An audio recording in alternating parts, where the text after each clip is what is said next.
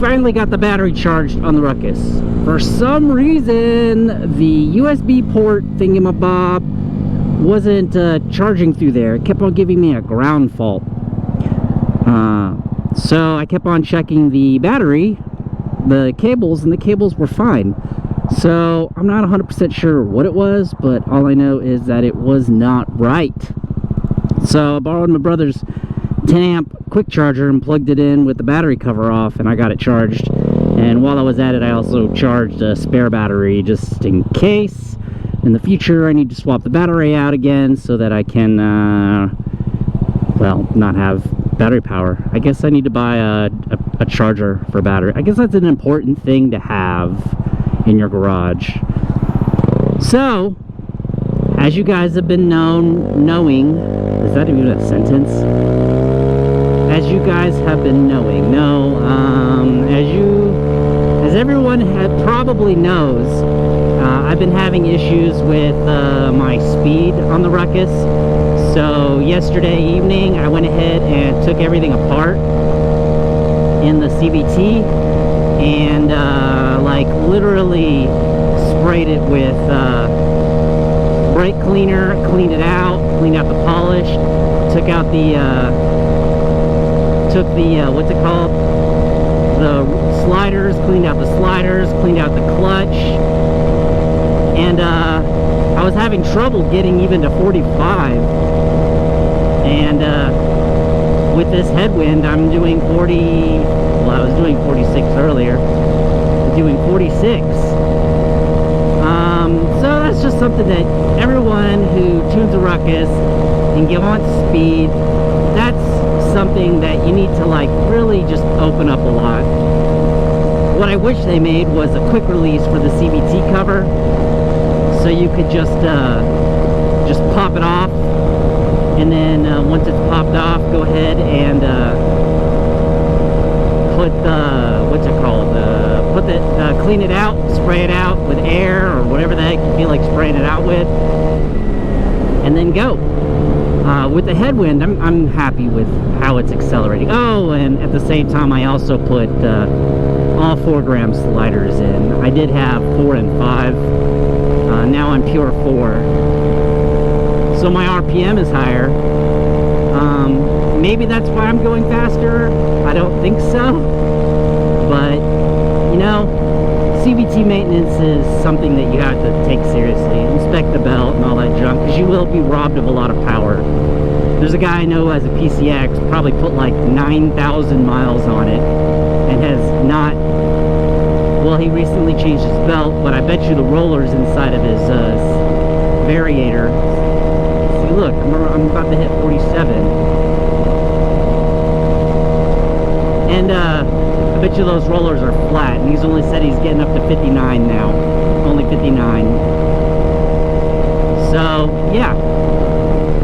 Which is another segue I wanted to lead into another subject. This Vapor is awesome, except for one thing. The stinking tachometer. What is up with that? Like, I can't get it to be anywhere near remotely accurate. I want to put it on the tack, and I want you to watch it bounce. It's not tune worthy. Like, I'm not really watching it. You know, it'll show 9,000, 9,500, 89, you know, it's dithering back and forth. It's like the variance is so large between the two, wherever your CVT is, wherever your RPM is. It's even worse when you don't use a Honda coil. When you use a Honda coil, it works a little bit better, but when you're using those aftermarket ones, it's not good at all.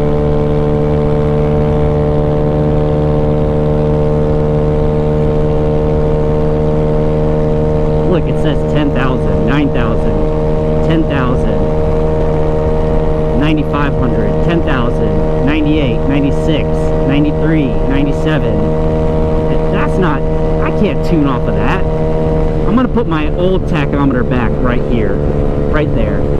I know it kind of dirties up the bars, but at least it's accurate. And I have something to compare it against. It's terrible.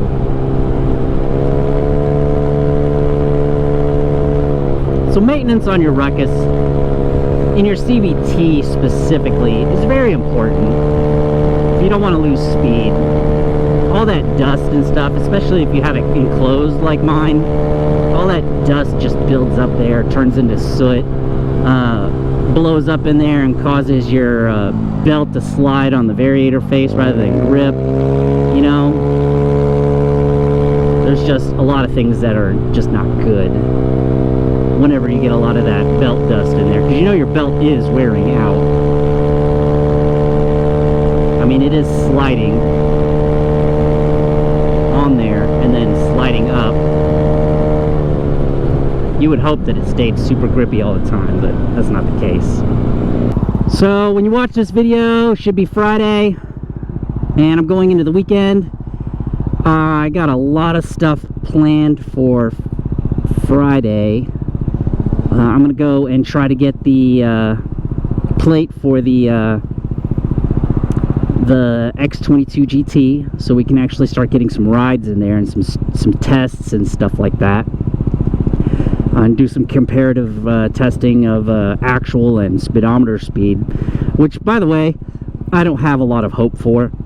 There's a lot of Chinese bikes that don't have that, that they're just not accurate on the speedometer.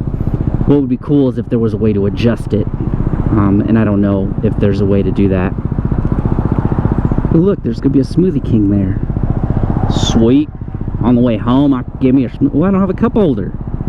Guess we're gonna have to resolve that. I did have a cup holder right here, but since I moved my breather thingamabob there, it doesn't really work that well in that position.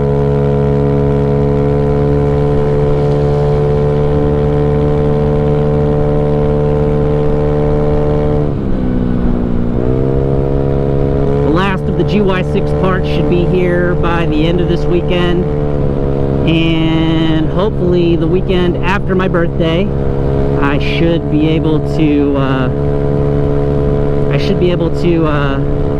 hopefully start putting it together, which would be super awesome. I would love to spend my birthday weekend putting my GY6 together and either loving it or hating it, or both. But I can at least give you an experience as to whether it's an easy thing or a hard thing. Everybody knows my experience level, and I'm not exactly the most admired mechanic, but I do have experience.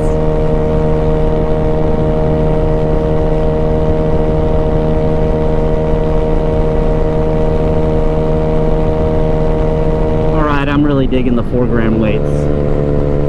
I know my RPM's pretty freaking high, but I think it's high, at least. I'm not 100% sure. But the old tachometer is going to go right here, right back where it was before.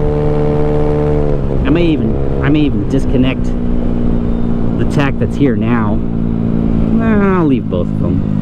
It can't hurt. I guess it could be my spare. But overall, those are my projects. I still got to get the expect with paperwork and all that stuff. But that one's going to cost me more because that vehicle cost more. I don't know. I got so much stuff to do. And then my wife's mom is in the hospital. I don't know if anyone's on my regular Facebook, but she's in the hospital having surgery, like probably right now. And she's been away with that, so I've been with the kids. So I hope everything's okay with her.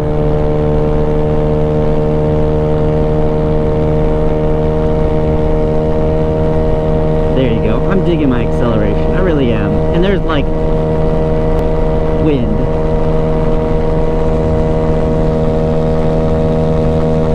I did hit 59 this morning. See, look, 47, 48. And I could have kept going and probably gained more speed. So, alright. The only reason I need to get a working, accurate tach is so I don't valve float and over rev my motor. But anyways, you guys listen to me babbling all the time, and I'm really I know I do moto vlogs like Wednesday, Thursday, and Friday. Not as filler, but as informationals. So, and then it's my chance to just kind of talk. And I need to do a live stream soon, because it's literally been 4 weeks since I've done a live stream. I may do that this Sunday. It's possible this Sunday. But anyways, I'm getting really close to the home. So, I hope you guys enjoyed. Like and subscribe. I have merch. I do have my KeyTags. I do have my t-shirts. And then I do have my Patreon. Those are both listed below. I would really love it if someone became a Patreon, because I'm down only, I've backed off to 7 Patreons. I used to have 10. It's not a ton of money, but it does do a lot for my, my confidence and ego. As a matter of fact, I think I'm gonna do that. That's gonna be my birthday video, is birthday Patreons. Anyways, thank you for watching, and I will see everybody in the next video, which will be tomorrow, and that is going to be the group ride to Coffee and Cars, which is exciting, and I had drone footage in there. Alright, talk to you later. Bye.